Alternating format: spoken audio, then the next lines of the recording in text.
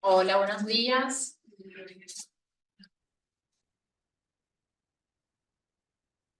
Bueno, la higiene del sueño sería el conjunto de prácticas que ayudan a cuidar la calidad del sueño y el descanso, o sea, sería la toma de conciencia sobre qué actitudes o rutinas son beneficiosas y cuáles perjudiciales para el sueño. El sueño es una necesidad biológica que contribuye a mantener y recuperar las necesidades psicofisiológicas del organismo y sabemos que progresivamente tenemos más y más personas con dificultades a la hora del sueño, ya sea por enfermedades o factores comórbidos o simplemente por dificultad para conciliar o mantener el sueño. Y por eso vamos a hablar hoy de una serie de medidas que son de utilidad para cualquier paciente que tenga una queja de sueño, ya que todas estas medidas mejoran la cantidad y la calidad del sueño.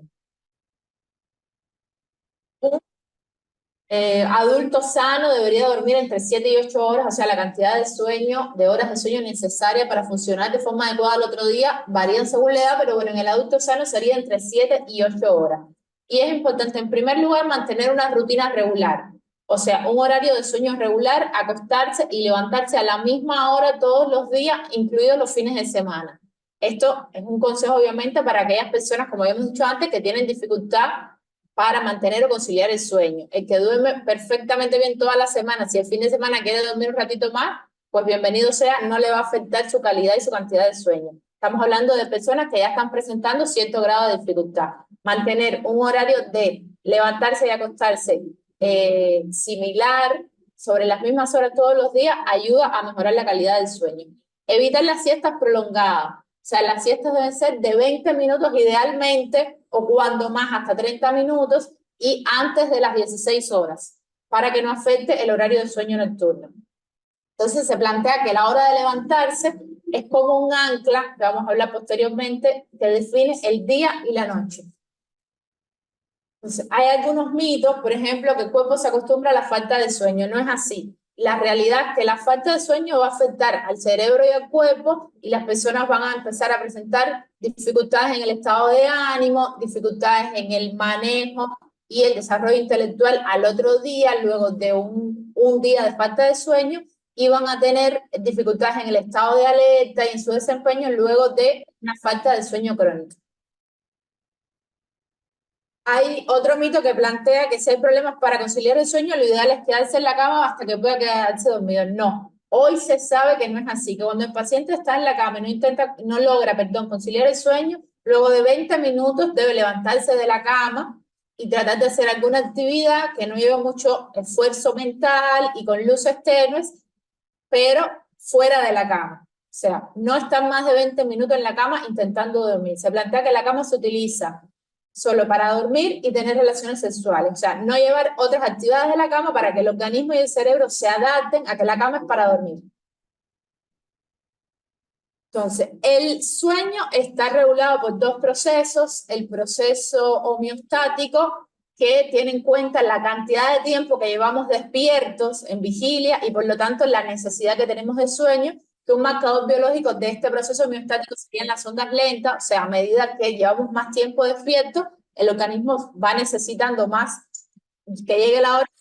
Cuando la persona se duerme, tiene mayor cantidad de ondas lentas que van disminuyendo a lo largo de la noche cuando se va recuperando esta necesidad de sueño. Por eso es que vemos que en una polisomnografía de un adulto normal, las ondas lentas, o sea, el sueño profundo fase N3, tiene un mayor porcentaje durante la primera mitad de la noche, porque a medida que se va recuperando este sueño que acumulamos todo el tiempo de vigilia, van disminuyendo la cantidad de ondas lentas. Y el segundo periodo que regula el sueño sería el segundo proceso, perdón, sería el proceso circadiano, que es un proceso que funciona cíclicamente a lo largo de las 24 horas del día, que aunque funciona por procesos endógenos, necesita este reloj central del organismo algo externo que lo resetee, porque tiende a atrasarse, o sea, tiende a durar más de 24 horas. ¿Y qué proceso tenemos en la vida diaria que funciona cíclicamente en un periodo de 24 horas con dos periodos distintos? Pues el día y la noche. Entonces, el proceso circadiano necesita del día y la noche para regularse. Entonces, necesitamos, para mantener un sueño adecuado, que el organismo mantenga bien diferenciado el día de la noche, que en el día hacemos actividades de mayor actividad, de mayor consumo de energía y que en la noche dormimos. O sea, que el organismo se adapte, que el horario de dormir es la noche, porque no es solo importante la cantidad de sueño de horas de sueño que tenemos, sino en el momento que lo hacemos. En el momento que lo hacemos debería ser en la noche. Entonces, por eso, para conservar la regulación del proceso circadiano, hay que exponerse a la luz del sol natural a los pocos minutos después de levantarse. Para personas que viven solas, se sugiere que las primeras interacciones sociales sean en los primeros horarios de la mañana, para que el cerebro se adecue a que está empezando el día, que vamos a tener 16 horas de vigilia, para posteriormente tener las 8 horas de sueño. Entonces, que el mejor momento para acostarse es cuando esté llegando la hora de dormir, según el reloj de ritmo circadiano, que sería en la noche. No dormirse a las 4 de la tarde, no dormirse a las 6 de la tarde, sino en la noche, que es cuando se produce la hormona melatonina, que es la que induce el sueño, y que por eso vemos que, o sea, que se produce mejor en situaciones de oscuridad, y que además con el paso de los años disminuye su producción. Por eso es que vemos que después de los 50 años, aunque hasta ese momento quizás no existían, pueden empezar a aparecer las dificultades para dormir. Entonces, es importante realizar la actividad física. ¿Por qué? Porque esto ayuda, o sea, a realizar un ejercicio físico constante, ayuda a tener mayor sueño profundo. Se recomienda realizar una caminata al aire libre en las primeras horas de la mañana expuesta al sol, porque esto va a ayudar en dos medidas. En primer lugar, el ejercicio físico por sí solo contribuye a tener un mejor sueño nocturno. Y además la exposición al sol en las primeras horas del día contribuye a la regulación del ritmo circadiano. Además se recomienda, sumando a todo lo de mantener una rutina regular, tratar de hacer el ejercicio físico en el mismo horario todos los días. O sea, la rutina de sueño incluye no solo los horarios de sueño, sino los horarios de todas las actividades del día en general. O sea, tratar de mantener una rutina regular en todas las actividades del día contribuye a mejorar el sueño nocturno. Y además evitar la actividad física después de las 16 horas, porque el ejercicio físico en primer lugar aumenta la temperatura corporal, lo que hace que sea más difícil conciliar el sueño, porque por la noche en el horario de sueño el organismo lo que tiende a hacer es a disminuir la temperatura. Y además el ejercicio físico contribuye a la liberación de cortisol, que es la hormona del estrés, y por lo tanto también dificulta la conciliación del sueño, o en algunos casos que el ejercicio es muy tarde después del mantenimiento. Se debe evitar la luz artificial. Por esto mismo podemos ver acá que está todo relacionado con lo que venimos hablando. Como el organismo tiene que adaptarse que la noche es el horario de dormir, a pesar de que no se va el sol, seguimos en la casa con la televisión encendida, con las tablets encendidas, con los celulares encendidos, y el organismo sigue recibiendo un estímulo luminoso. O sea, no se entera de que está llegando la noche, porque el reloj biológico del organismo necesita que haya oscuridad. Para el organismo la noche es oscuridad. Entonces debemos tratar de evitar exponer el organismo a luz artificial al menos 2 horas antes de dormir. Evitar la televisión y todo el resto de las pantallas electrónicas.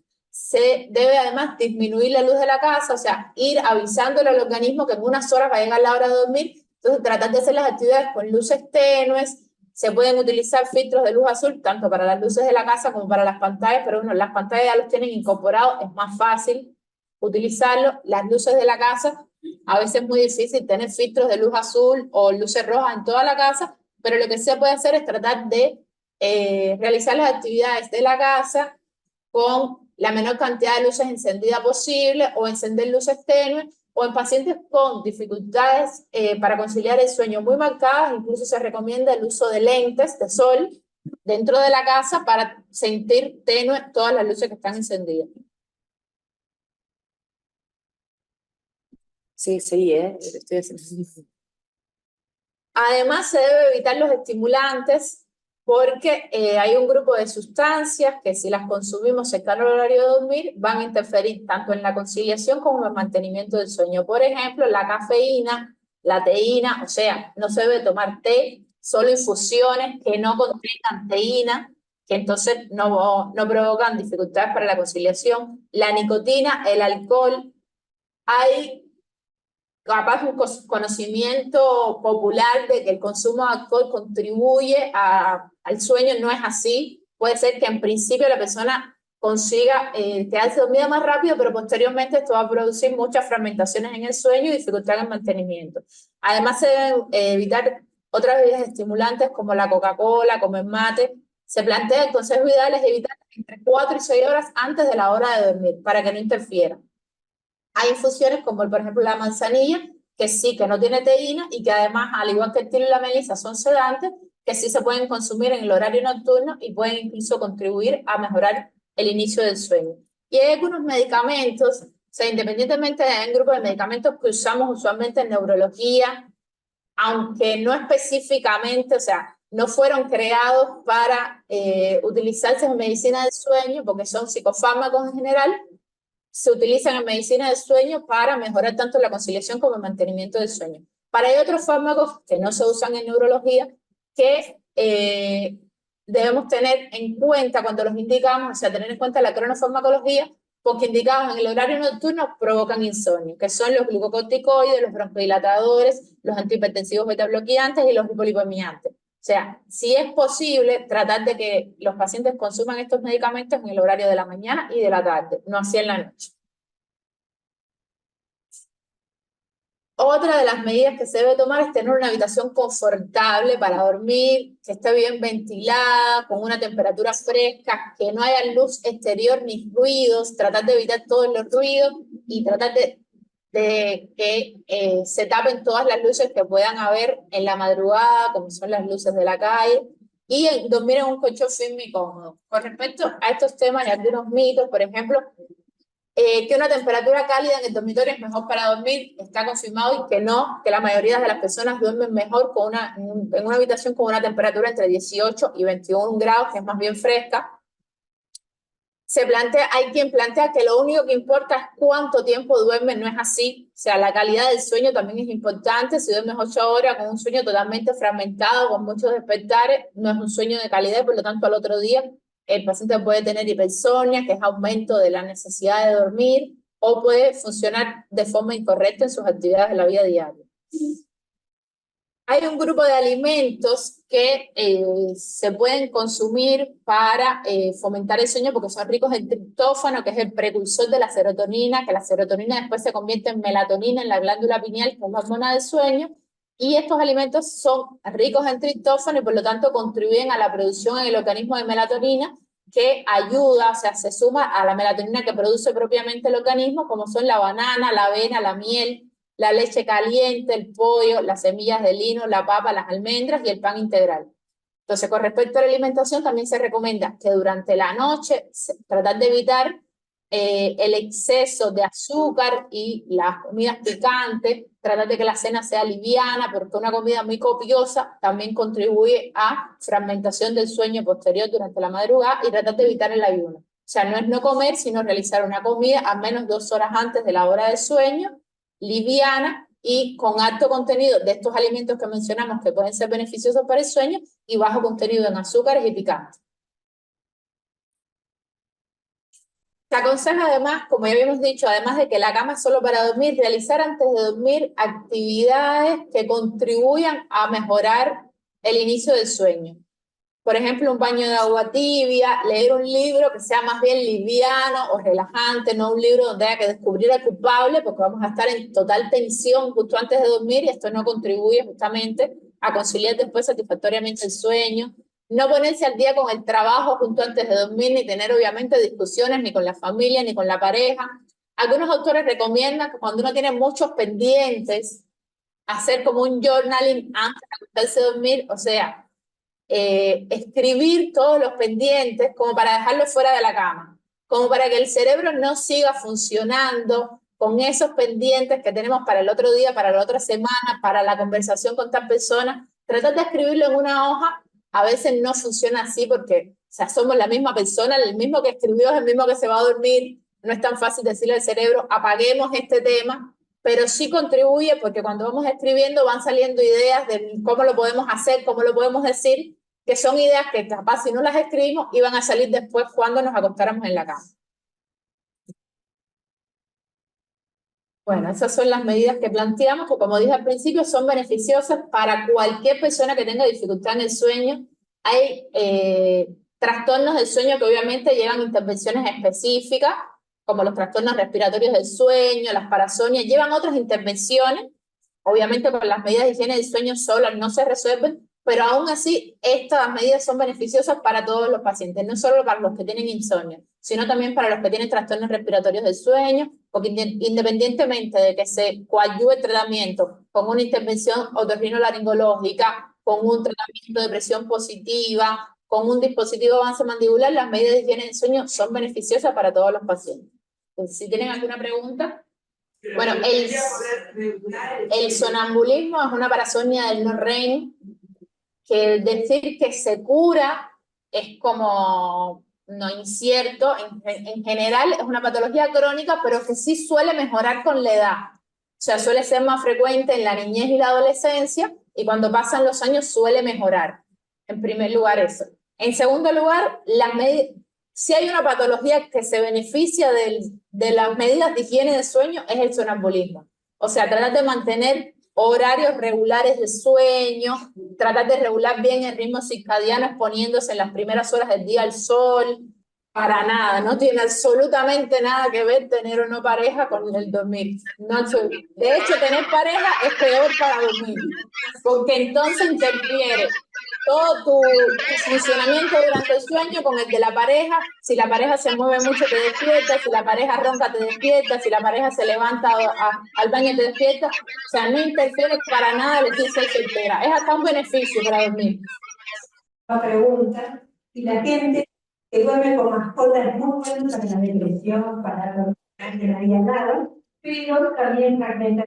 Igual, la gente sentía que el ser humano, este estadio de 74 años, necesita sí o sí dormir más o depende bien dormido sirve dormir. Hay dos factores a tener en cuenta. El adulto necesita dormir, o sea, con 7 horas estaría bien, pero es verdad que cuando pasan los años es posible que este tiempo disminuya.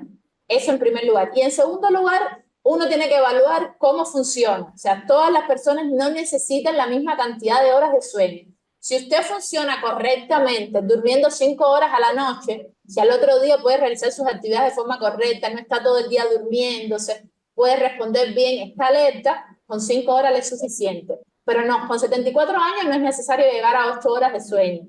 Se está planteando en la literatura que con 6 horas puede ser suficiente, pero que incluso usted evalúa su individualidad. Bueno, buenos días a todos. Mi nombre es Francisca Borges, soy fonoaudióloga, formo parte del equipo de roncopatías del hospital y actualmente llevo adelante lo que se llama terapia miofuncional o conocida en el hospital como TOFAR, no sé si alguna vez lo escucharon, que son las siglas de terapia orofaringia para apneas y ronquidos.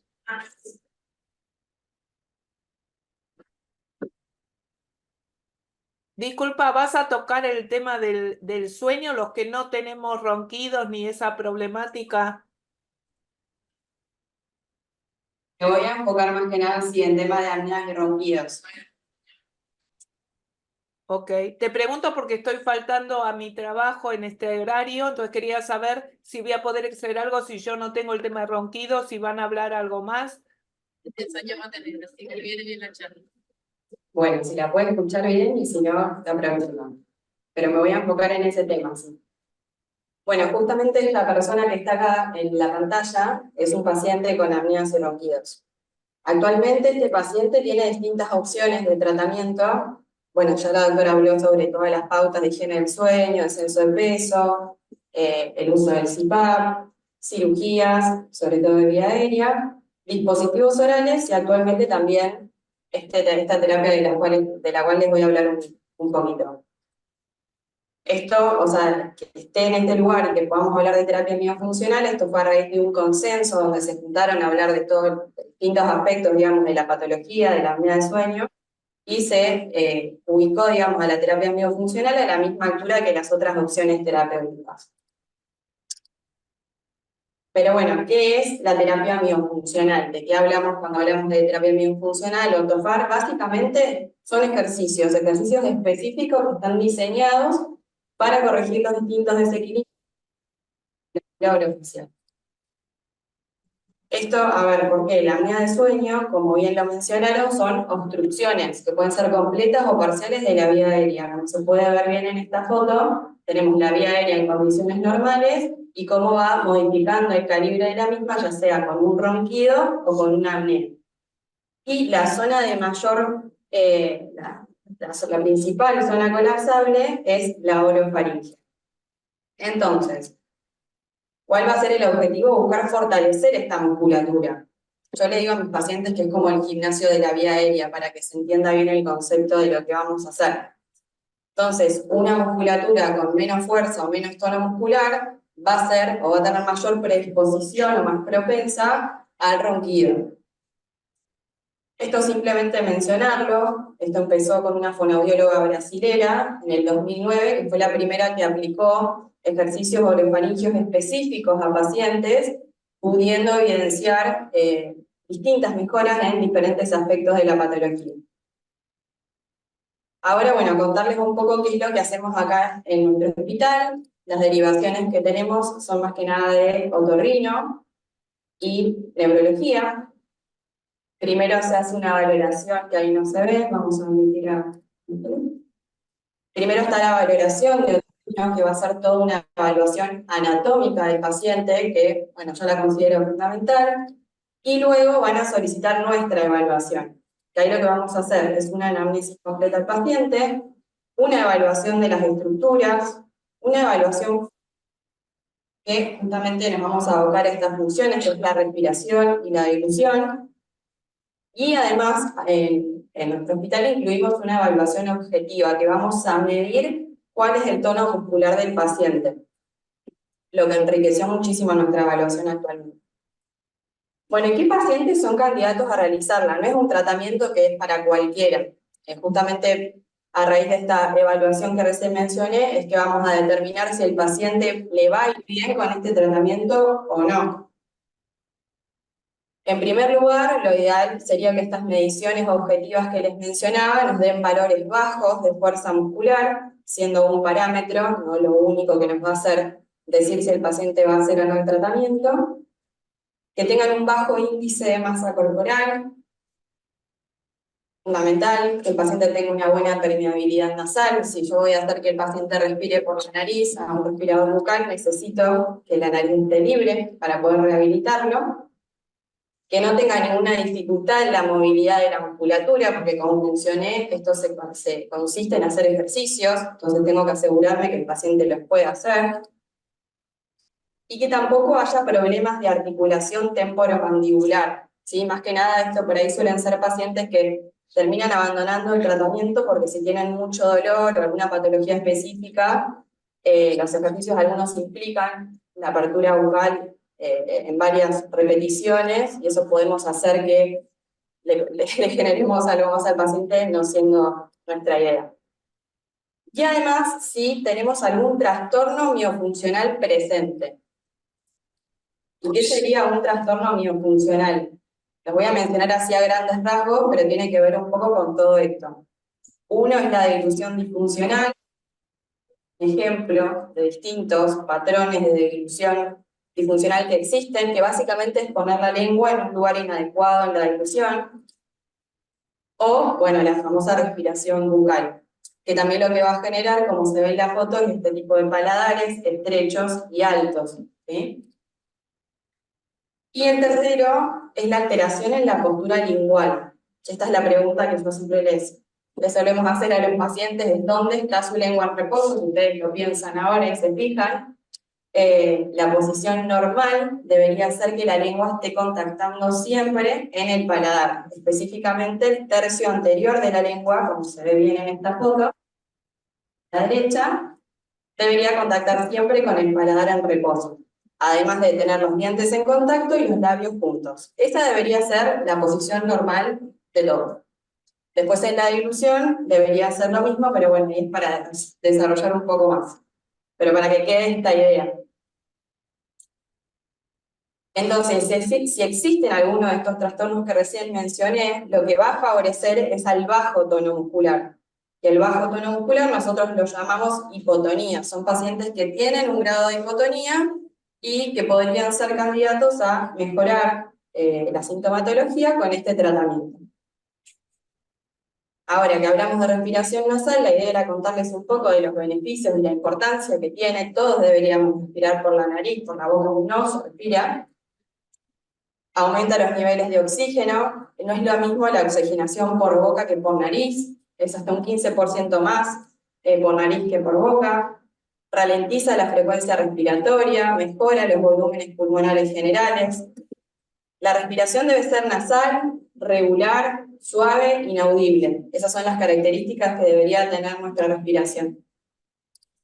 Y esto para que tengan una imagen, o sea, respirar por la nariz, por la boca no es normal, y lo que yo le digo es que la respiración es una función que con la postura de la lengua van tallando la cara. Si ven la foto de la persona de arriba y la de abajo, son morfologías distintas, la respiración, el aire y la postura de la lengua van ocupando espacio en la cara y le van dando forma, ¿o no? ¿Sí? Para que quede la idea de, bueno, el tema de la respiración.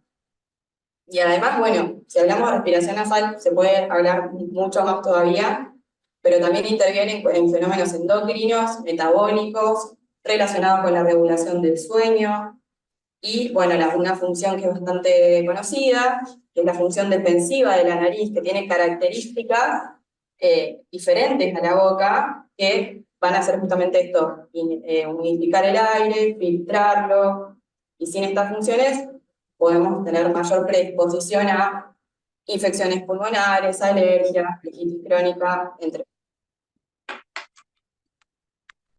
Respirar por la boca genera una menor amplitud del músculo del diafragma en comparación con la respiración.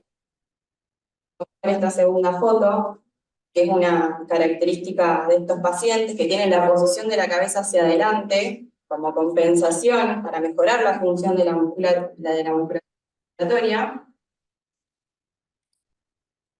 Entonces, como para que queden algunas alarmas: respiración bucal de día, dormir con la boca abierta, sensación de boca seca al despertar, inadecuado posicionamiento lingual, ya sea en reposo o en la deglución, que eso lo vamos a determinar también con la evaluación. Estamos hablando de un posible paciente candidato para este tratamiento, ¿sí? Y bueno, ¿en qué consiste el tratamiento? Contarlo de forma general.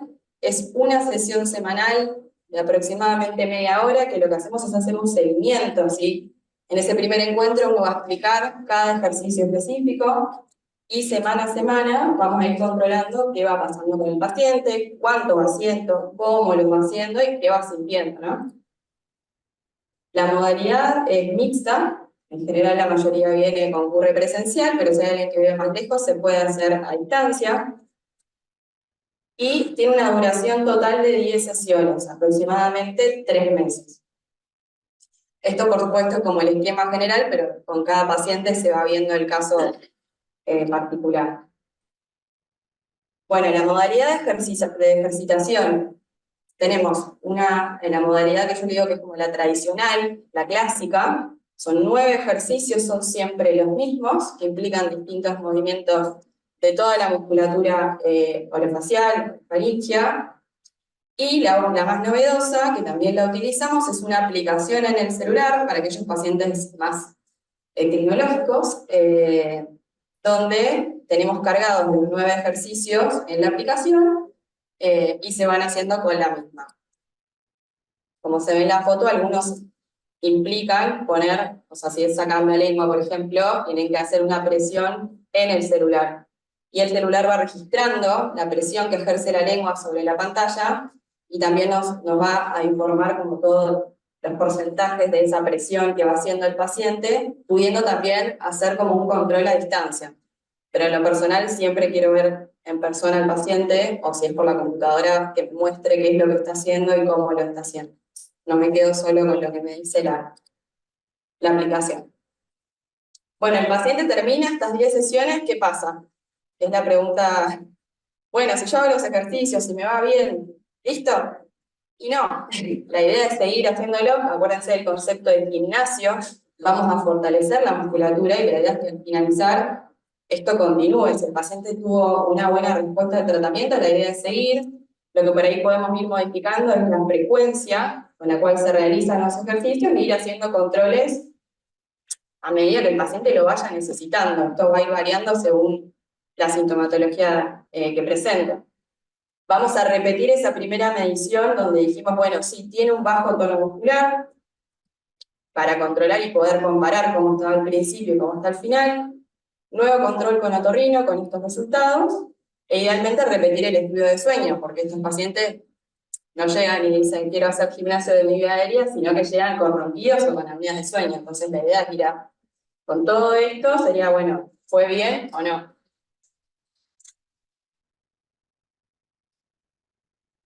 Bueno, conclusiones, es una terapia, como dije, es simple, económica, de bajo riesgo, no invasiva, no es para cualquier paciente, a pesar de que tenga todas estas características. La idea, y en eso, nada, me importa que hagamos esta evaluación súper completa para determinar si el paciente le va a servir o no. La importancia de esta evaluación, bueno, ya lo estaba diciendo recién, completa multidisciplinaria para poder ofrecerle, como este primer paciente que les mostraba, de todas esas opciones que hay, que se elija que más se adecue a cada caso. Esto particularmente de la terapia, resolver alteraciones estructurales. A mí me llega un paciente con una alteración estructural, una nariz obstruida, unas amígdalas muy grandes, entre otras que puede haber. Eso necesito que se resuelva. Yo con los ejercicios no voy a enderezar un tabique, ni voy a reducir el tamaño de un cornete, por más voluntad que le pongamos. Así que eso es imprescindible que se resuelva, para después sí poder enseñarle, por ejemplo, al paciente a respirar por la nariz, teniendo el espacio libre, ¿no? Y resaltar el tema del seguimiento semanal. Los pacientes que hacen el seguimiento semanal van muy bien, eso nos permite poder despejar una duda a tiempo, que se optimicen esas 10 semanas, de que la hagamos bien, tener un control periódico, de ver cómo viene, cómo se va sintiendo. Ahora hicimos algunos cambios, agregamos algunas cuestiones nuevas, justamente para ir viendo qué va pasando semana a semana, lo que la verdad venimos viendo muy buena respuesta con eso, que justamente tiene que ver con esto, con los cambios que va registrando el paciente. Según el síntoma de cada paciente, por ejemplo el ronquido, incluimos unas escalas que, bueno, la idea es ver qué va pasando con el ronquido semana a semana, qué va pasando con el cansancio semana a semana, además de cómo va realizando, bueno, la gestación y demás. Bueno, eso resumido de lo que hacemos en la terapia biofuncional, ese es mi mail, y bueno, no sé si tienen alguna pregunta.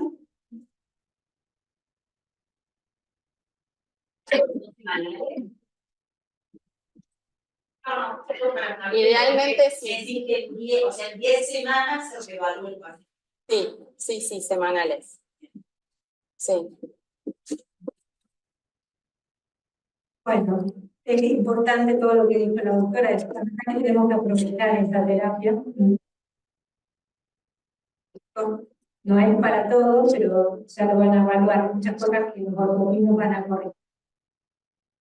Físico, ejercicio acá de esto. Y lo otro, te pregunto yo, hay muchos reportes también con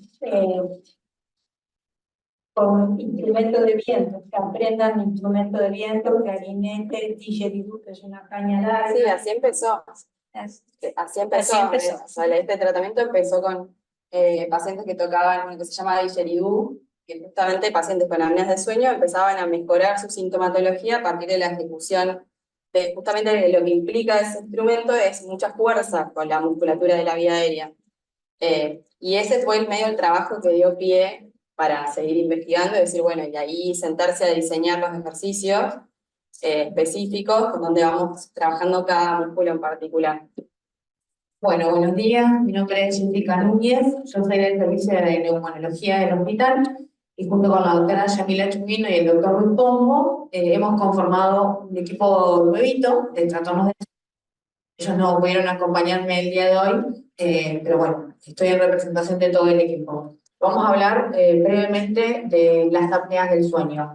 Mis colegas previamente han comentado bastante de lo que yo voy a comentar ahora, así que por ahí vamos a repetir algunos conceptos, pero está bueno como para fijarlo y para entender un poquito más de qué se trata. A modo de definición, brevemente y lo más simple posible, ¿de qué se tratan las apneas obstructivas del sueño? Son trastornos que se caracterizan porque justamente hay una obstrucción de la vía aérea superior, como bien nos mencionaron mis compañeras hoy, parcial o completa, y que se produce justamente cuando dormimos. La característica principal de esta alteración es que genera un desarrollo y genera síntomas tanto nocturnos como durante el día también. A nivel mundial, entre 3 y 6 de cada 10 personas adultas sufren apneas obstructivas del sueño.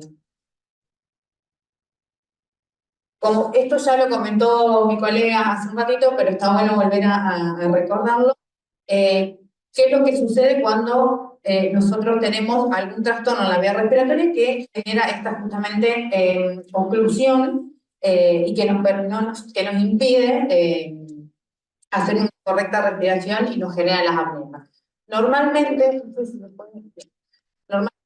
el aire obviamente ingresa y sale de la vía respiratoria porque nosotros tenemos anatómicamente preparada la vía respiratoria para que ante los cambios de presiones esta no se modifique y salga con normalidad durante el sueño. ¿Qué es lo que pasa?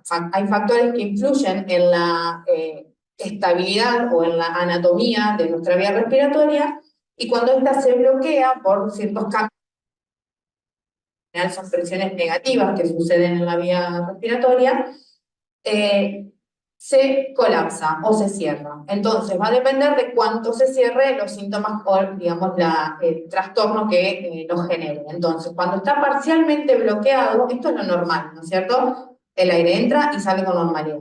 Cuando está parcialmente bloqueada la vía respiratoria, es donde se produce el ronquido, y cuando se bloquea completamente, se colapsa y se cierra, es donde se produce la apnea. Entonces, de respirar cuando nosotros dormimos, ¿bien? Tipos de apnea.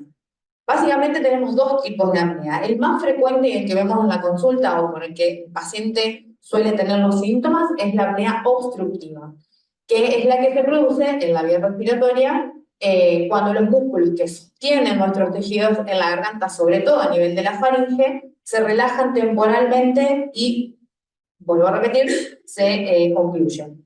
Es la más frecuente de los dos tipos de apnea. La otra apnea que también solemos encontrar, que por ahí es más una cuestión más neurológica, es la apnea central. Es decir, que el problema está más a nivel del sistema nervioso del cerebro. Este no envía a los músculos respiratorios la señal correcta para que se realice la respiración, entonces esta queda bloqueada temporalmente. La apnea se produce en ambos momentos, en ambos tipos, perdón, pero el mecanismo es distinto.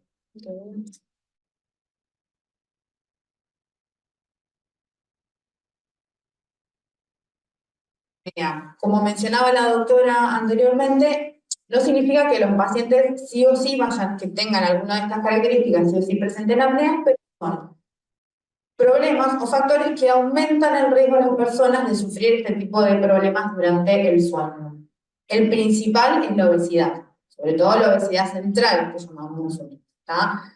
El sexo masculino, lamentablemente los varones tienen más chances de hacer apnea. La edad avanzada, a medida que envejecemos, tenemos más posibilidades de sufrir este tipo de trastornos durante el sueño. En las mujeres, como mencionaba la doctora, la menopausia es el factor de riesgo principal. Alteraciones de la anatomía, de la cara y del cuello, como bien explicaba mi colega hoy, que nos pueden llevar a que se genere la debilidad de la vía respiratoria y esto nos favorece la apnea. El hipotiroidismo también, antecedentes familiares de ronquidos o de apneas obstructivas del sueño y también, como se comentaba previamente, el uso de sedantes, el tabaquismo y el alcohol, sobre todo durante la noche, son factores de riesgo que contribuyen a las apneas del sueño. Síntomas. Por lo general, el motivo de consulta principal por el que viene el paciente es el cansancio o las excesivas ganas de dormir que tenemos durante el día. Pero hay otros síntomas también con los que pueden consultar. Uno es el ronquido. Tenemos que saber que no todos los pacientes que roncan tienen apneas, pero sí, sucede al revés, la mayoría de los pacientes que tienen el diagnóstico de apneas tienen ronquido. Por lo general, la consulta viene acompañada del familiar, de la pareja que comparte la habitación y es la que hace la queja de que ronca excesivamente, de que incluso hay momentos en que los pacientes, los familiares evidencian que dejan de respirar por momentos y que vuelven a respirar después de hacer ciertas pausas. Otros síntomas, la sensación de ahogo, que es lo que preguntaba alguien por Zoom recién. Al obstruirse la vía respiratoria, al hacer el cerebro de cierta forma, por hacerlo más simplificado, manda alguna señal de alerta, entonces el paciente siente que se despierta ahogado. Es una señal que genera el cerebro para justamente avisar que hay una pausa y que no estamos respirando a la noche. Entonces, es un síntoma frecuente que el paciente nos diga que se levanta o que se despierta durante la noche con sensación de ahogos. Otros síntomas, los despertares a la noche y las idas frecuentes al baño a orinar. Es un síntoma muy frecuente de la apnea obstructiva. Al haber estos despertares tan frecuentes durante la noche, esto nos genera que orinemos más frecuentemente y que el paciente se levante a orinar bastante seguido. Las cefaleas matinales, una consulta bastante frecuente en nuestro consultorio es el dolor de cabeza. El paciente nos dice, yo me levanto con dolor de cabeza. Ya arranca la mañana con una sensación, primero de no haber descansado bien y segundo de el dolor de cabeza. La somnolencia diurna, es decir, las excesivas ganas de dormir durante el día, que se presentan sobre todo después del almuerzo, a la tarde, esas ganas imperiosas de dormir una siesta, eso puede ser un síntoma de que estemos durmiendo mal a la noche, que el sueño no sea reparador, y problemas en la concentración y en la memoria, que también afecta, obviamente, la mala calidad del sueño nos genera el otro día que funcionemos mal y que nos generen problemas de concentración. Es muy importante también que el mayor riesgo a lo que nos lleva el mal descanso y el mal sueño es el riesgo de accidentes, sobre todo accidentes automovilísticos. Entonces, por lo general, una de las preguntas frecuentes que hacemos en el consultorio es dormir en un semáforo. El paciente que maneja, que conduce, nos suele decir, paran el semáforo en rojo y eso les genera sueño y muchas veces se quedan dormidos transitoriamente. Esto puede ser, obviamente, muy riesgoso porque aumenta el riesgo de accidentes. También, si son pacientes o personas que manipulan o manejan maquinaria pesada, maquinaria importante que necesita mucha concentración, también es un riesgo de accidentes laborales. ¿Bien? Complicaciones asociadas a la apnea obstructiva. El principal perjudicado en la apnea obstructiva es el corazón.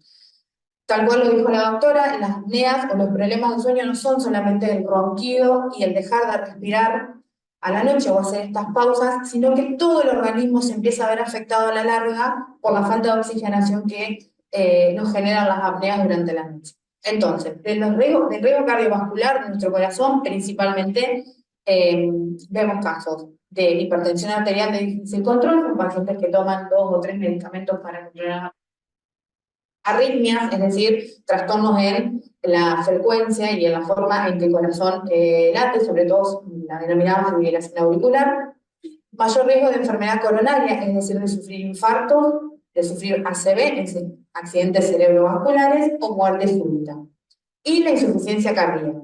¿Bien? Pero aparte de eso, también tenemos otro tipo de complicaciones asociadas a la apnea obstructiva, a nivel de nuestro sistema nervioso, el deterioro cognitivo y la demencia, es decir, empezamos a tener alteraciones en nuestras funciones cognitivas diarias y nuestra capacidad de funcionar diariamente con nuestro entorno y con las demás personas. Aparición temprana de Alzheimer, depresión, está muy asociada a la mala calidad del sueño y a la apnea obstructiva, riesgo de desarrollar diabetes, así como está asociada también a la obesidad. Dentro de todo el síndrome metabólico que nosotros denominamos, la diabetes factor de riesgo, de función sexual también.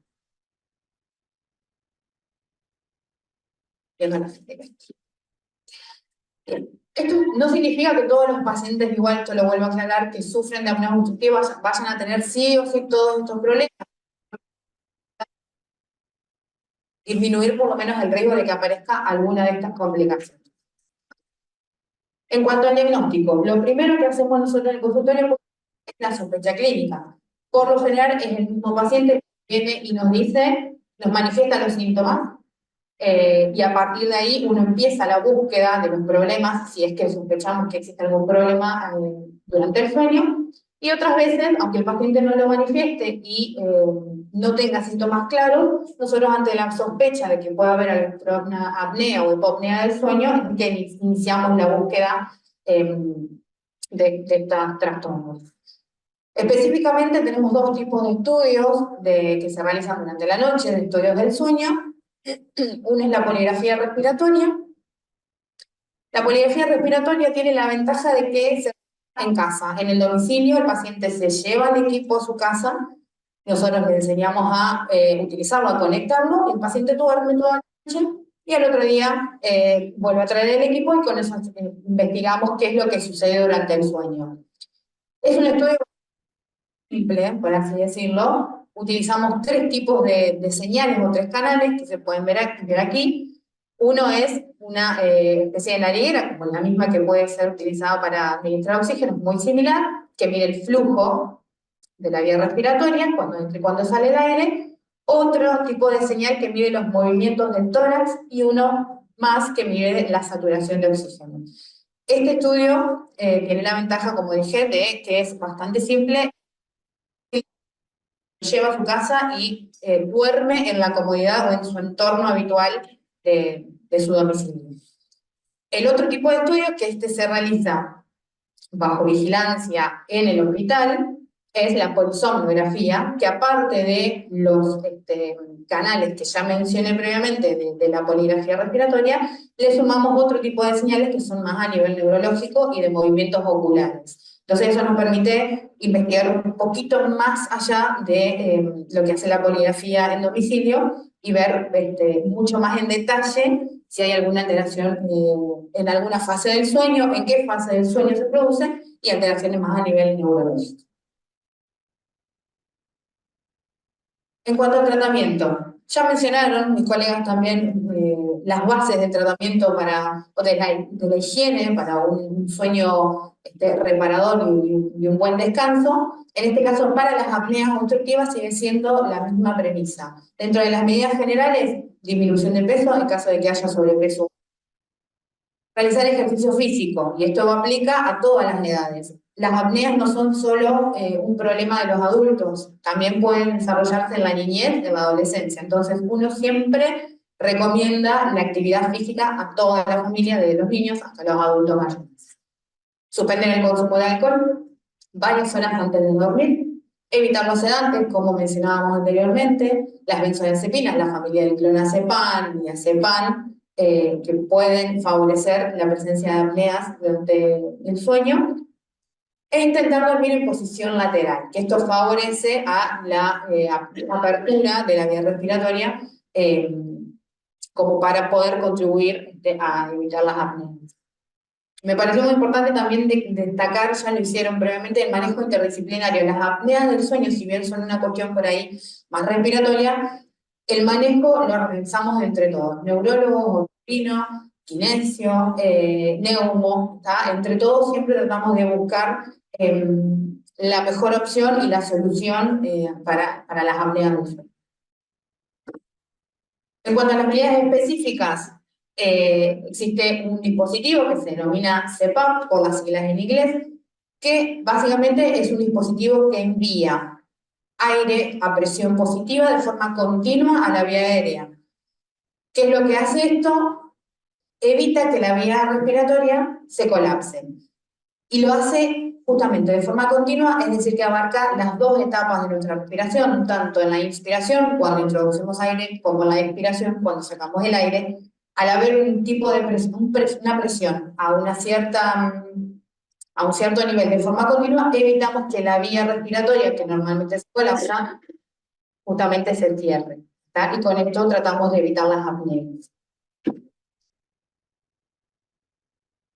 El CPAP hasta ahora es el tratamiento más efectivo y menos invasivo para tratar de solucionar los problemas de la apnea del sueño en casos moderados a severos de apnea y especialmente en aquellos pacientes que ya sufren enfermedades cardiovasculares y neurológicas. Aquí les dejo como a modo de ejemplo en qué consiste el equipo de CPAP. Hay muchos equipos disponibles en el mercado, pero es un equipo que también es relativamente sencillo de utilizar con la ayuda, por supuesto, de los médicos del consultorio. Podemos, digamos, empezar a utilizarlo en casa. Va a constar del equipo generador de presión propiamente dicho. Hay algunos equipos que vienen con humidificador y otros que vienen sin. El humidificador justamente lo que genera es un recipiente donde se coloca agua. Eso después lo vamos a charlar más adelante en el taller, ¿sí? Y que evita, obviamente, que el aire se seque y no genere malestar y molestias en la vía respiratoria. La tubuladora, que también viene incluida con el equipo, y la máscara. La máscara, ahora vamos a hablar un poquito más, va a depender mucho de cada persona y de su preferencia. El CPAP suele ser un tratamiento que lo tenemos que hacer de por vida.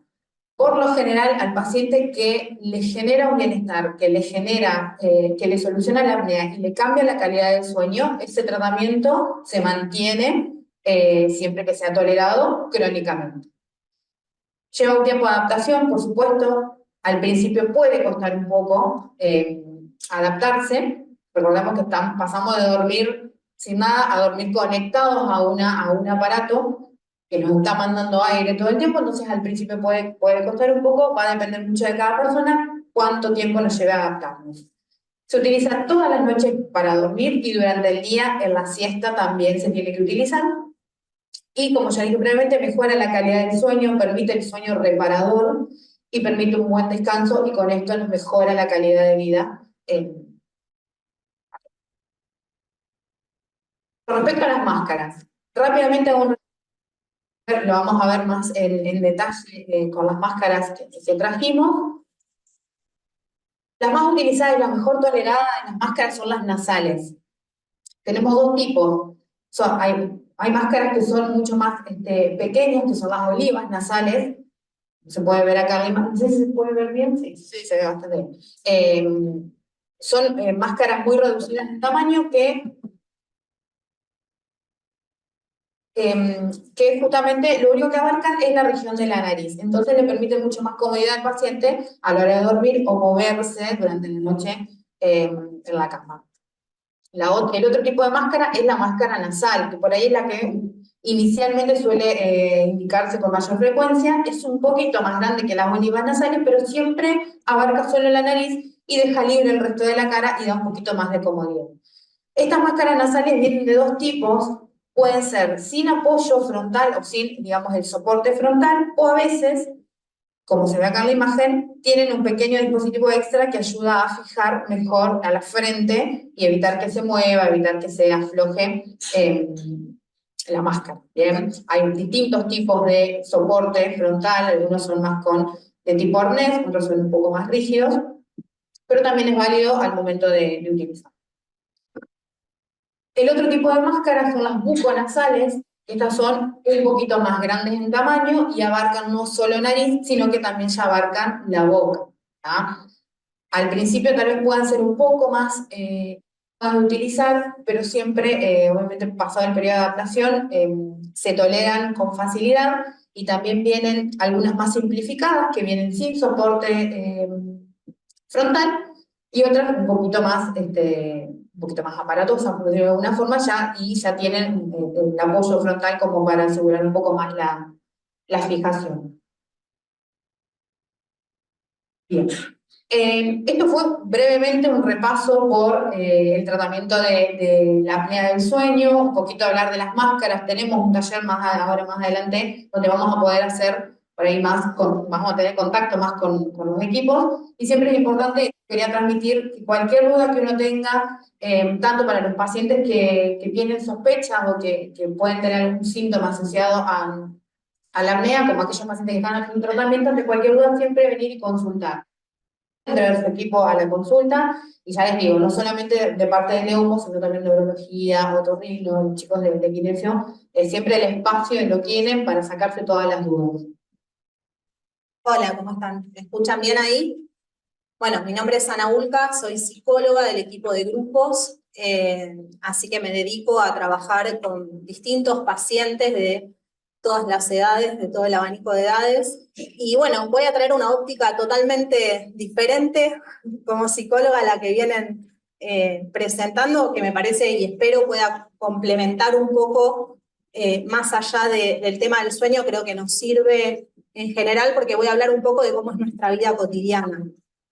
Bueno, entonces, como les decía, soy psicóloga de grupos, pero también durante muchos años trabajé en instituciones, ¿sí? En empresas, en colegios, en distintas organizaciones en las que trabajábamos para tratar de analizar cómo el clima laboral afectaba la salud de los distintos integrantes de las instituciones. Así que por eso decía que esto nos toca a todos, más allá de ser pacientes o no. Y lo que veíamos como uno de los primeros síntomas que nos referían las personas que nos consultaban eran los problemas de sueño, como algo que los afectaba en su vida cotidiana a partir, ¿sí?, de la modalidad en la que ejercían su profesión o su rol en, yo lo voy a hacer más abarcativo que el trabajo en el lugar en el que estén, ¿no? Lo podemos hacer abarcativo a la pareja, a la familia, a los hijos. Entonces, lo primero que quería compartirles es que me parecía sumamente importante entender que para poder abordar un problema lo tenemos que ubicar. Es decir, ¿qué cuestiones están haciendo a que yo tenga un problema? Recién escuchaba que hablaban de todo lo que debe implicar para los médicos llegar a un buen diagnóstico de por qué un paciente tiene una apnea de sueño o por qué tiene insomnio. Seguramente ese camino que se va recorriendo implica muchos estudios o consultas para llegar a dar con el diagnóstico correcto. Bueno, lo mismo pasa en función de nuestra vida cotidiana y de nuestro estilo de vida. Acá había puesto un tuit que dice: la vida adulta se trata de pagar cuentas, tomar café todo el día, tener insomnio y amanecer torcido. Hay algo, ¿sí?, de, podríamos decir, la naturalización de los problemas del sueño y la naturalización de que la vida se va complicando a medida que vamos creciendo, ¿sí? Como decían, las afecciones respecto al sueño van a tener que ver con distintas cuestiones neurológicas, hablaban acá neumonológicas, cardiológicas, tienen que ver con el sobrepeso, y también pueden estar asociadas a afecciones a la salud mental, ¿sí? La ansiedad, la depresión.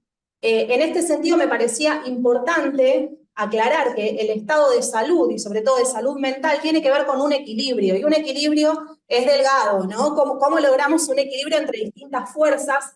Si nosotros pensamos todo lo que tenemos que manejar en la vida cotidiana, llegar a ese equilibrio no es tan sencillo. Pero bueno, lograr un estado de equilibrio es a lo que apuntamos todos los profesionales que trabajamos en salud mental. Y el buen dormir es una pieza fundamental en ese equilibrio. Porque por más de que yo esté haciendo malabares con un montón de cuestiones en mi vida cotidiana, si no logro descansar, probablemente voy a perder las fuerzas, las energías y las capacidades para lograr ese equilibrio. Entonces, como les decía, todo lo que vaya a mencionar hoy tiene que ver con que tratemos de ser un poco más conscientes, o al menos esa es la invitación, de cuál es nuestro estilo de vida actual. Van a ver que voy a ir por lugares que creo que no hemos ido, pero me parece que por ahí es importante para llevárnoslo. Entonces, ¿qué factores alteran mi sueño o cómo enfrento mis problemas de sueño? Era un poco lo que me invitaban a comentar hoy. Bien, entonces, dentro de todos esos factores que yo les decía, me voy a detener en los factores psicosociales. Es decir, no solo que como psicóloga no voy a hacer hincapié en el individuo y en el diagnóstico que tenga singularmente, si tiene un trastorno de ansiedad, si tiene un trastorno del estado del ánimo, si tiene una psicosis, si tiene un deterioro cognitivo, no voy a hacer hincapié en eso porque sabemos que a todos esos diagnósticos vienen asociados patologías del sueño. Voy a hacer hincapié en los factores psicosociales que hacen a nuestros problemas de sueño.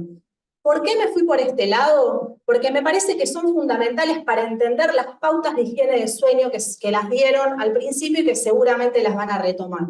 ¿Sí? ¿Por qué tengo que dejar de ver pantallas antes de acostarme? ¿Con qué tiene que ver esta indicación? Más allá de que tenga que ver con aspectos neuronales, ¿con qué tiene que ver respecto a mi estado de ánimo o el estado de ansiedad con que yo llego a la hora de dormir y descansar? Dentro de los factores psicosociales hice, por supuesto, un recorte de los 4 que me parecen fundamentales. El primero son las nuevas tecnologías de la información, el acceso a estas nuevas tecnologías. Recién lo pensaba cuando estaban tratando de hablar y se abría el chat y de repente se escuchaban voces y estábamos tratando de que no genere una situación de incomunicación estar tan comunicados o intentando estar tan comunicados, ¿no?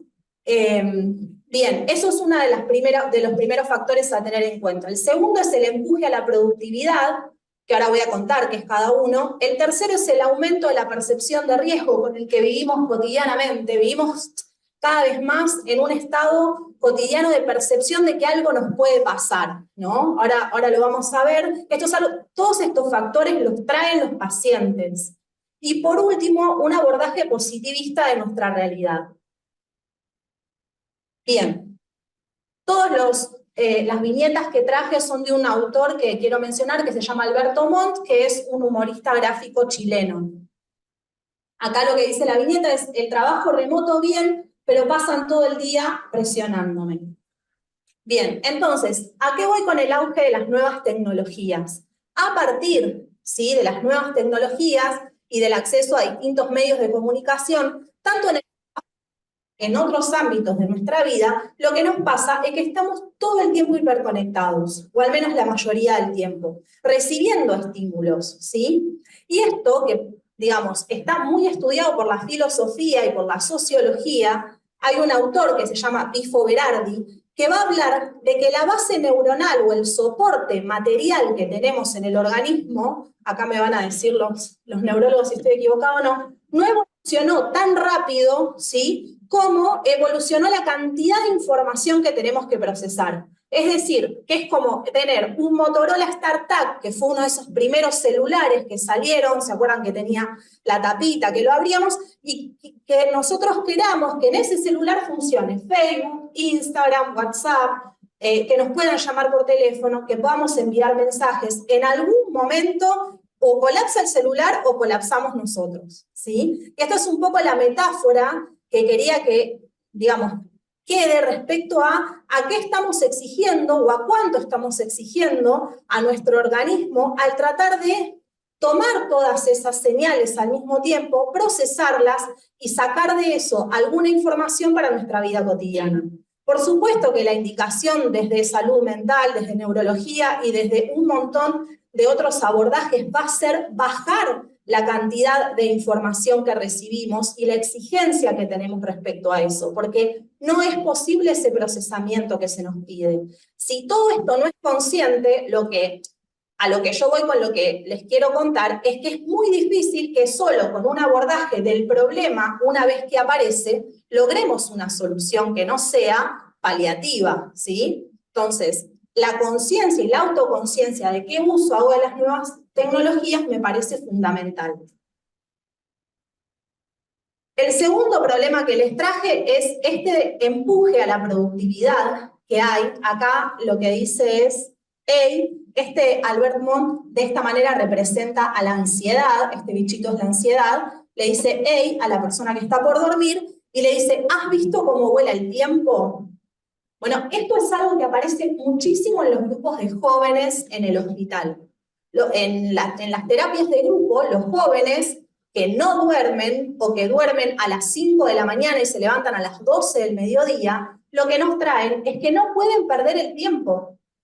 Que a esa hora tienen que estar jugando con sus amigos, viendo videos, enterándose de lo último que pasa en Twitter. Entonces no pueden perder tiempo para descansar, porque además la vida es corta, ¿no? Este mensaje que se anexa con lo que les voy a contar ahora, de estar en permanente sensación de que todo se puede terminar.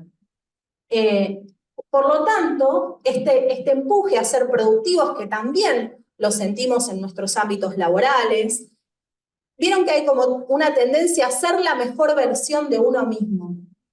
¿Qué será ser una mejor versión, no? Es algo que tenemos que trabajar muchísimo con los pacientes. Ser mejor amigo, ser mejor esposo, esposa, padre, hijo, profesional, ser mejor, ser mejor, ser mejor. Es un nivel de exigencia que si lo sumamos al factor anterior de que estoy todo el tiempo recibiendo señales que tengo que procesar, es muy difícil que no lleve a un trastorno de ansiedad. ¿Sí? Y esto un poco también les quería comentar. Una de las caras de la moneda, cuando yo estoy en ese estado de exigencia permanente, es el trastorno de ansiedad. La otra cara son los trastornos del estado del ánimo, que también lo traen mucho los pacientes. Cuando yo me doy cuenta que no me puedo subir a esa cinta que va a 8 kilómetros por hora para poder hacer la actividad mental que se me exige hoy en día. Entonces me deprimo, porque no sirvo, porque me frustro, porque no estoy a la altura de lo que tengo que hacer a mi edad. Yo ya tendría que estar recibido con hijos, viajando al Caribe, teniendo una casa, un auto. Bueno, más o menos se entiende el concepto, ¿no? Y se entiende que o me da ansiedad porque no lo puedo lograr, o me deprimo, perdón, porque quiero lograrlo, o me deprimo porque estoy muy lejos de poder lograrlo, según mi percepción. Y ahí lo que tenemos que empezar a cuestionar un poco es esto, qué es ser mejor y con qué me estoy comparando, ¿no? Bien. Esto del aumento de la percepción del riesgo tiene que ver con, justamente, está acrecentado, hay un montón de estudios que hablan de que ha sido acrecentado y lo hemos vivido todos los presentes con la pandemia. A partir de la pandemia hubo algo que los psicólogos y sociólogos llamamos ruptura del lazo social. Hay algo de la seguridad que nos da vivir en sociedad que se vio vulnerada, ¿sí? Se supone que íbamos a estar cuidados, y se supone, no se supuso, ¿sí? Entonces, a partir de ahí empiezan a aparecer muchos escenarios catastróficos posibles. Acá el chiste dice, aquí dice que es experta en escenarios, trabaja en un teatro o en un cine, y la ansiedad le responde en la cabeza de las personas creando escenarios posibles. Esta es otra cuestión que tenemos que trabajar muchísimo, porque esos escenarios posibles suelen aparecer cuando bajamos las defensas psíquicas y queremos entrar en un ritmo de descanso y de sueño. Ahí empieza a aparecer lo que no hice, lo que no pude. Ay, ¿qué va a pasar si mañana me sale mal el estudio? Si de repente explota la epidemia de dengue, si no hay vacunas para todos. Digamos, todo el tiempo otra vez estamos sobreestimulados de posibles riesgos que puede tener nuestra vida por poner un pie en la calle, ¿sí? Tenemos también cada vez más adolescentes que están en los grupos para sociabilizar porque no pueden salir de la casa, porque todo el tiempo se ven posibles amenazas en el afuera. Y lo pensaba también en relación a los adultos mayores, cuando lo que se produce es el encierro y la única socialización es con la televisión o es con los medios de comunicación que tienen que transmitir noticias, y las noticias que transmiten en general son que tienen que ver con cuestiones de riesgo. Entonces, otra vez, ahí la sensación es que si salgo hay riesgo. Por lo tanto, aumenta un montón la ansiedad y esto trae aparejados problemas cuando uno quiere dormir, ¿sí? Bien. Este por ahí es un poco más rebuscado, viene también de la filosofía, y tiene que ver con un filósofo que se llama Byung-Chul Han, que es un coreano, que va a hablar de la fobia al dolor, ¿sí? Acá lo que dice la ansiedad es, acabo de encontrar una carpeta llamada Cosas dolorosas en tu papelera de reciclaje, ¿te parece si aprovechamos tu insomnio para revisar cada archivo un par de veces? Bien. Lo que trae este filósofo, que me parece sumamente interesante para presentar, porque son temas de los que se puede hablar muchísimo, es que estamos inmersos en una sociedad que no nos permite las emociones que son llamadas negativas. Esto es algo que trabajamos muchísimo también con todos nuestros pacientes. hay un pedido encubierto de que estemos bien, de que nos mostremos bien, de que no, digamos, no mostremos ni bien nuestro dolor, ni lo que nos angustia, sino que lo que se le muestra al otro son los éxitos. Esto genera, como dije antes, sumas exigencias para uno, pero también genera un clima social en donde lo único que puedo compartir son mis resultados, ¿sí? A partir de esta fobia al dolor, vamos silenciando emociones negativas, pero las emociones negativas no desaparecen. Las emociones negativas empiezan a generar un movimiento interno de malestar, y más malestar, y más malestar, que termina llevando a una implosión que muchas veces se transforma en síntomas somáticos, síntomas que empiezan a aparecer en el cuerpo, ¿sí? Que pueden ser muchos de los que nombraron, no me voy a meter con síntomas médicos porque los nombraron antes, pero tiene que ver con que si no puedo sacar afuera mi malestar, no es que desapareció. Quedó adentro y se transforma en un síntoma que ahora me dice que estoy mal. Pero estoy mal porque tengo mal la rodilla, o estoy mal porque me duele la cabeza. Pero en realidad, si nos ponemos a analizar con un terapeuta, en general empezamos a ver que las causas de mi malestar empezaron mucho antes, ¿sí? Y en general tienen que ver con cómo estoy viviendo.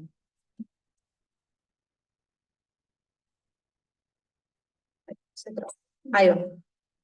Entonces, un poco la idea de mi presentación era, siempre los psicólogos decimos, hay que ir al médico para descartar cualquier causa orgánica en lo que nos pasa. Y eso es un mantra, ¿sí? Ahora, descartada la causa orgánica o empezada a tratar, porque ya está tratada, es muy importante pensar qué es lo que me pasa en función de mi singularidad, de cómo yo proceso mi vida cotidiana.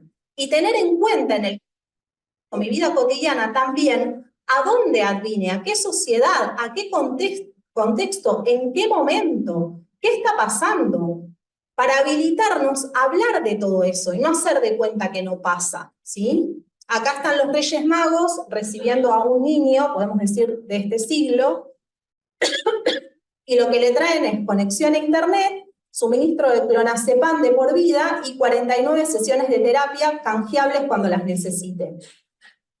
Esto es un poco, como hablaban hace un rato de la medicación, es un poco la naturalización, ¿sí? Del uso de medicación, del uso de terapia para sobrevivir al ritmo de vida que tenemos. Con lo cual, nada, sería mucho más sencillo replantearnos el ritmo de vida, o no sé si tanto, pero por lo menos incluirlo dentro de nuestros problemas. Bien, para concluir entonces, dentro del equipo de grupos del servicio de psiquiatría, nosotros tenemos un abordaje grupal, ¿sí? De los problemas individuales, justamente porque creemos que es a través del abordaje grupal y del encuentro con otros a los que les pasa algo parecido, distinto en su historia, por supuesto, que podemos trabajar las cuestiones que nos atraviesan, ya sean médicas, ya sean psicológicas, ya sean psiquiátricas, si tengo una patología psiquiátrica declarada, ya sean sociales, pero que las podamos compartir, que no las vivenciemos en soledad. Y que se habiliten espacios en donde todos estos sufrimientos de los que estuve hablando puedan decirse. Entonces, en función de esto tenemos, como les decía, ¿se escucha? Hola.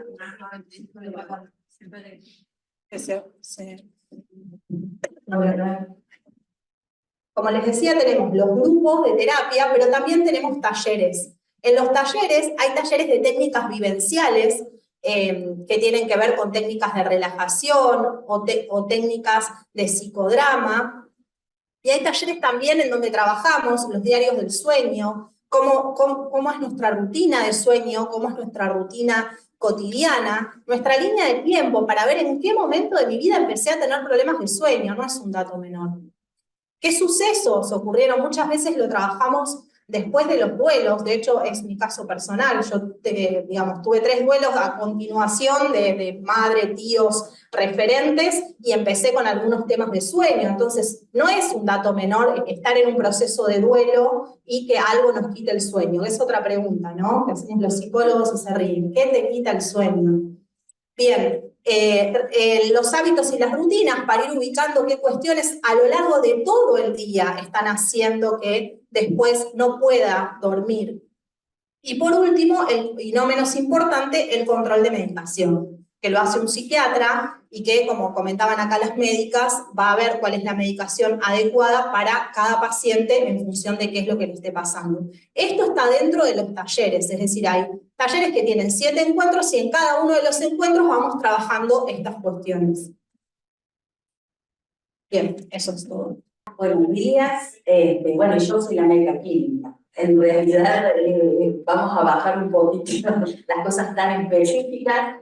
Yo no sé si decir que voy a hacer como una charla como para no resumir, sino hablar tocando de a poquito todo lo que se habló tan específicamente, pero en realidad yo voy al principio.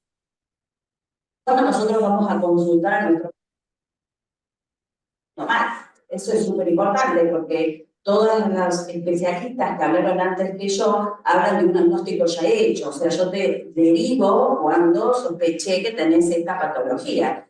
Pero yo soy la pediatra, yo soy la que estoy sentada en el consultorio y en el medio de todas las cosas que me preguntan a los médicos de pesquisar si ese paciente tiene un trastorno del sueño, y es súper importante educar a la comunidad para que ellos sospechen también de que el sueño no es el adecuado y puedan consultarlo. Y ya les voy a explicar por qué es tan importante todo esto. Bueno, a ver, vamos a empezar por el principio y ver ¿por qué es importante el descanso en el ser humano? Porque implica calma, relajación sin estrés emocional y estar libre de ansiedad. Sabemos que el descanso restaura la energía de la persona, permitiéndole recuperar su funcionamiento óptimo. Cuando las personas son privadas del reposo, suelen estar irritables, deprimidas y cansadas, y pueden tener un control escaso.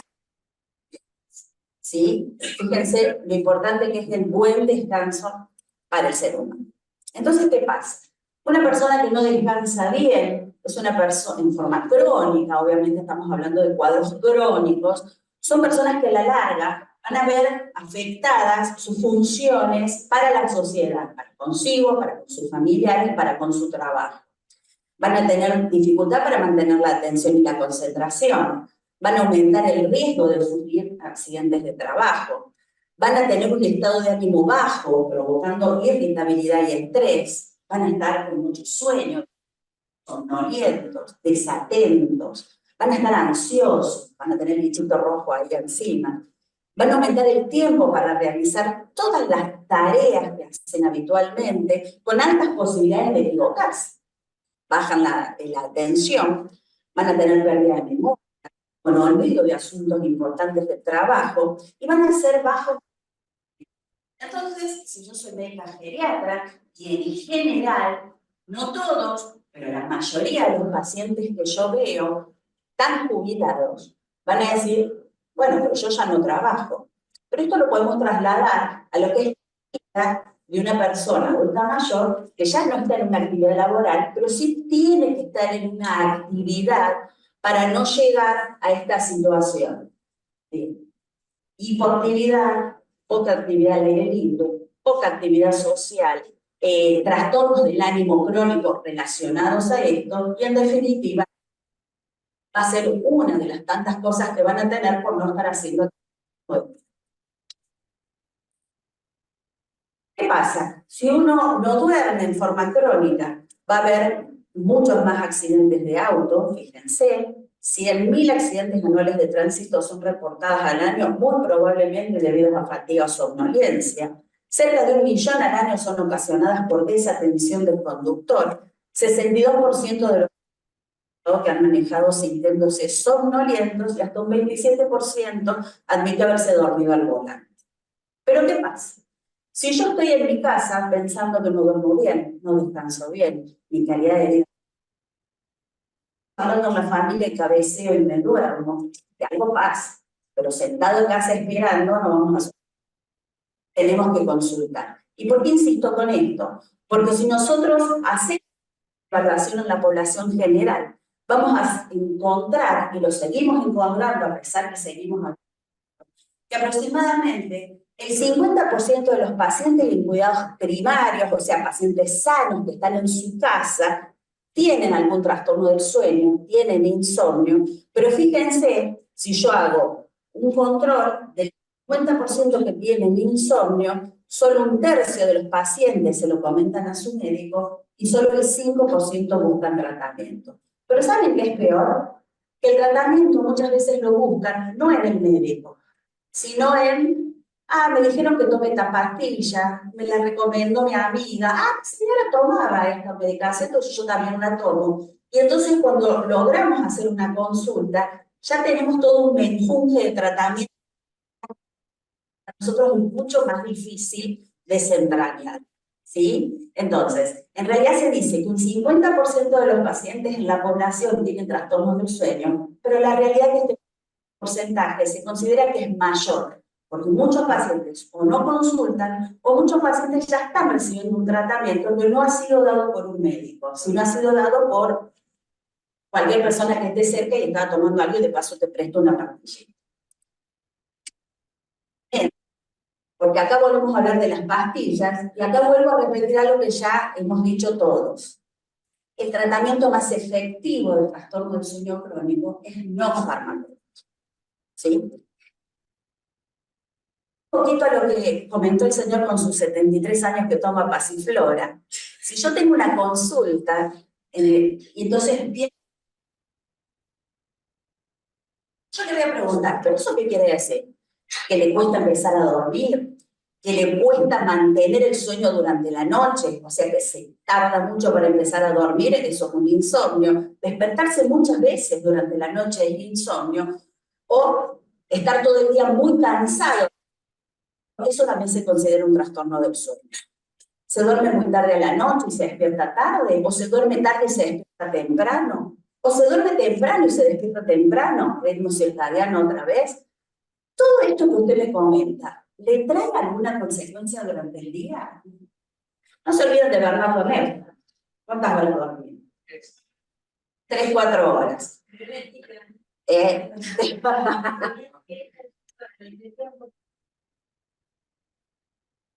Pacientes que históricamente, y por desgracia de sus pobres madres, nacieron durmiendo poco. Son esos nenitos que no dormían de noche, no dormían de día, dormían 1 hora y se despertaban. Yo tengo un paciente que la madre se lo dio a la abuela, le dijo, hacerte cargo, yo tengo 3 manos, pero envejeció y duerme menos todavía. Entonces, hay personas que tienen esta baja necesidad de dormir. Entonces, si esta persona duerme menos de 6 horas, que es lo que decía la doctora, que se sabe, y más o menos puede dormir, entre 6 a 10 horas sería lo habitual. Pero duerme menos de 6, pero su calidad de vida es buena, no tiene sueño durante el día, no está confuso, no se cansa, no cabecea, no necesita siestas, probablemente esta persona necesita esas horas para dormir. ¿Bien? Entonces no hace falta hacerle un tratamiento efectivo. Si todo lo contrario, hay una persona que duerme entre 6 a 10 horas, duerme 8 horas a la noche, pero durante el día está con dolor de cabeza, con cansancio, cabecea, somnoliento, con bajo de atención, probablemente esas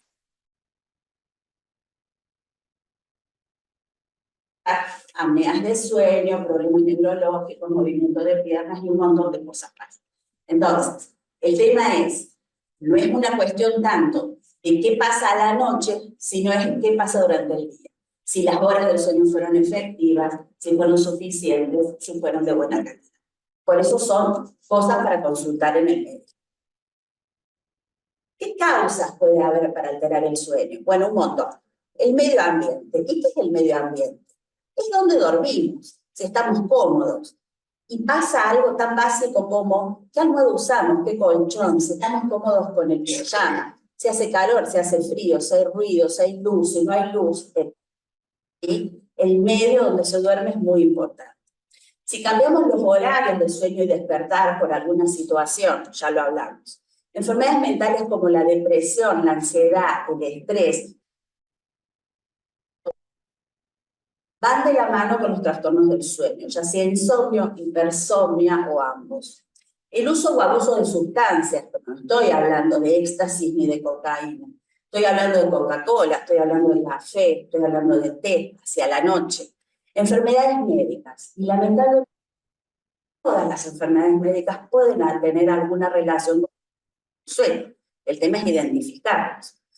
Problemas físicos o anatómicos, problemas de incomodidad, un dolor de rodilla, una molestia en los pies, una enorme cantidad de medicamentos. Habló de medicamentos la doctora que habló primero. Los medicamentos, si nosotros lo hacemos,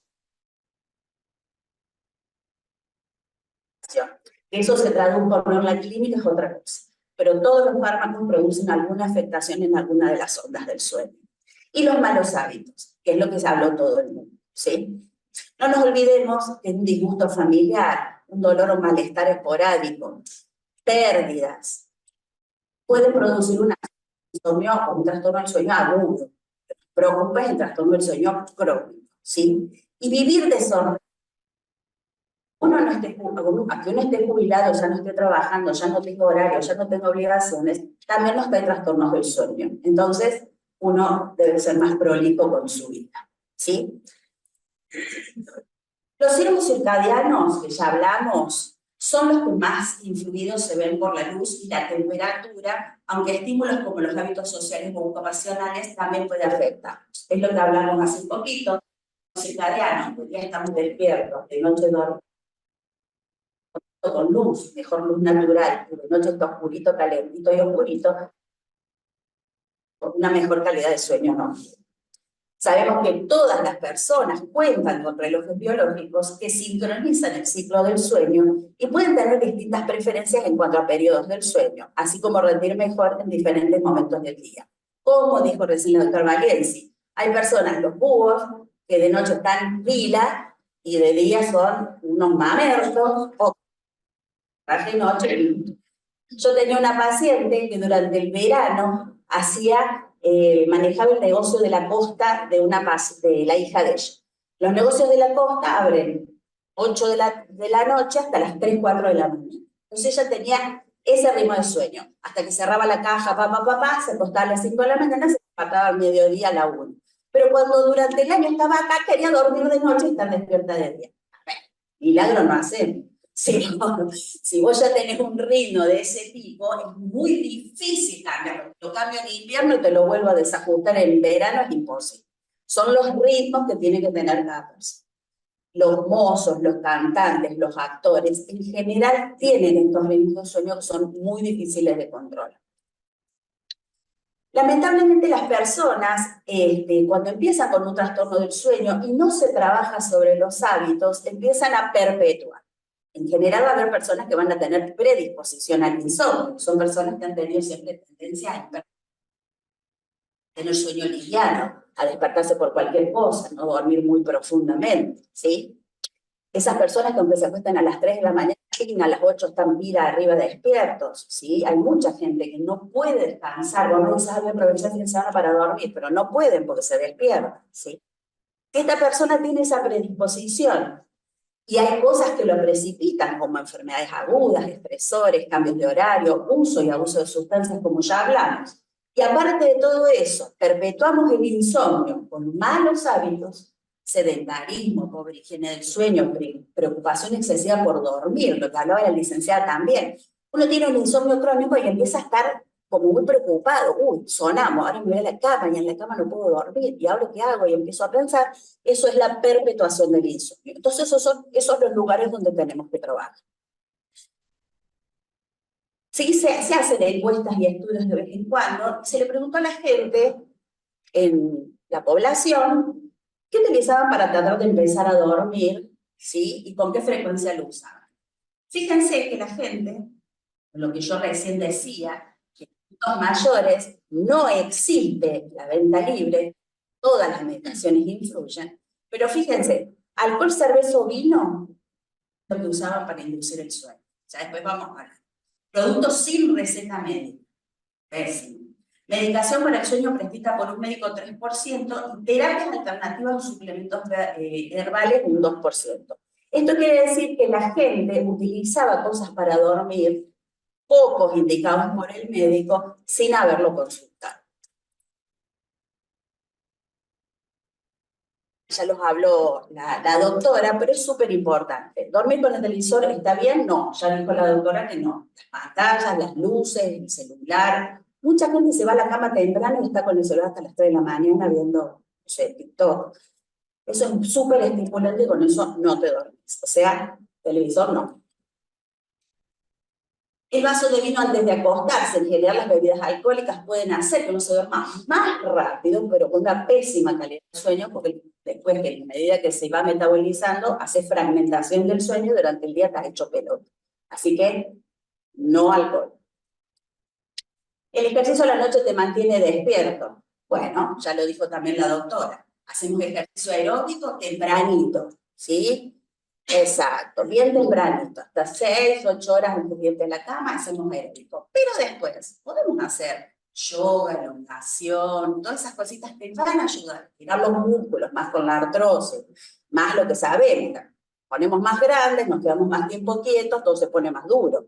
Entonces, elongar, estirar y todas esas cosas sirven. O sea, hacemos lo aeróbico temprano, hacemos lo relajante y lo que estiramos más tarde, ¿sí? Una taza de té de hierbas te va a hacer dormir más rápido. Bueno, el té de pasiflora, el tilo, la valeriana, se usa. Por supuesto que los laboratorios ya lo vieron como un negocio y lo pasaron a pastillas.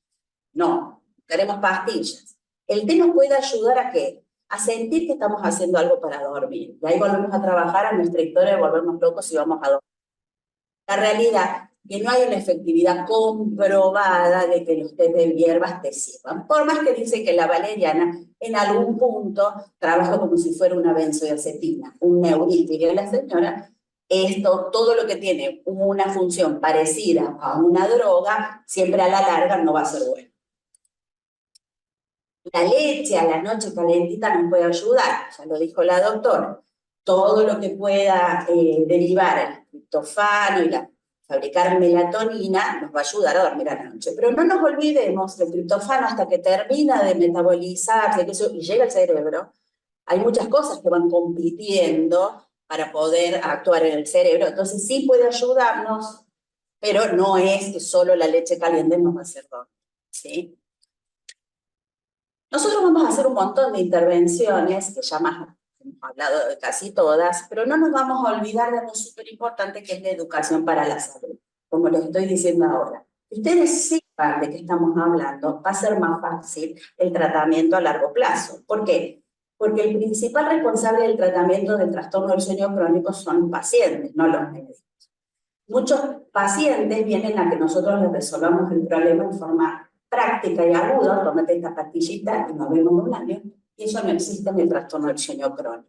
Es un trabajo arduo, en equipo, y los principales responsables son los pacientes y su entorno. Hay un montón de evidencias que hablan que la educación para la salud, explicarle al paciente cuál es su implicación en el proceso de toma de decisiones para el tratamiento del insomnio crónico, corregir las ideas erróneas del paciente sobre el ciclo de sueño, optimizar las propuestas terapéuticas, esa participación directa es lo que es más efectivo a largo plazo, ¿sí? Sabemos que el tratamiento del insomnio, ¿qué es esto? Sabemos que las recomendaciones sobre el tratamiento con medidas de higiene del sueño para el insomnio son las más importantes, que es la base en todos los trastornos del sueño, sea cual sea, tanto en otorrino, neuro, neumo, etcétera, siempre se empieza con las medidas de higiene del sueño. Y esto es súper importante que lo sepan manejar. Ya se habló de esto, pero también es súper importante tener en cuenta que hay que agregar un par de cositas más para cuando somos un poco más grandes, y es que debe hacer las actividades temprano, y yo lo puse en otro lado, y es durante el día usar medios de descanso, porque la insuficiencia venosa es lo que aumenta en la medida que nos hacemos más grandes, y por más que no tengamos piernas muy hinchadas, uno tiende a acumular líquido, y la vejiga se hace más chiquita, entonces nos levantamos más veces a hacer pis. Entonces, a la noche, claro, a la noche, si usamos medias de descanso durante el día, no vamos a tener tanto, vamos a ir menos a hacer pis al baño, ¿sí? Y tomar líquidos importantes, es importante tomar líquidos, litro y medio, etcétera, que chicos se van a buscar. Te vas a golpear. Sentate más cómodo. Ahí está, se nos está durmiendo el caballo. Estaba diciendo que tomar líquidos, los importantes, hasta las 6 de la tarde. Después de ese horario, tratar de no cenar sopa, no cenar café con leche, porque aparte no se alimentan con café con leche y galletitas, por favor les pido. No cenar sopa, no café con leche, tomar un poquito de agua para la cena y un poquito de agua si tienen que tomar alguna pastilla, si no, no, pero todo lo importante es que sea más temprano para evitar despertarse o ir mucho al baño de noche. Volvemos a decir que la luz durante el día natural es lo que nos despierta. Si uno está solo, vive solo, no interactúa mucho con nadie y aparte no se pone obligaciones para hacer durante el día, no va a salir a la calle, ni hacer una compra, ni nada. Y eso no solamente te va a afectar el sueño, sino te va a afectar el humor, el carácter y la vida.